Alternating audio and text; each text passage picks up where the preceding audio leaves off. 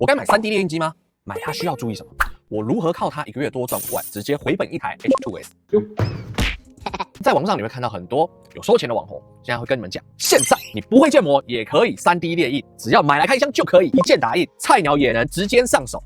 这跟诈骗集团有什么两样？我只能说，拜托不要听他们在喇叭。对，多的是你还要透过后期去修模、建模，才有办法符合你自己的使用环境来使用。而且因应你要打印的这一个成品，它所需要的材料以及颜色，你可能还要自备非常多卷的不同材质与颜色的线材。当然，如果你可以在这一种闭归闭拐的过程当中找到你自己的兴趣，而去学习 3D 建模，那我觉得 3D 列印机这一个产品就很适合你。再来，有在关注的朋友，多多少少都会从短影片、社群软体里面看到一些人家在分享 3D 列印出来的，像是神奇宝贝、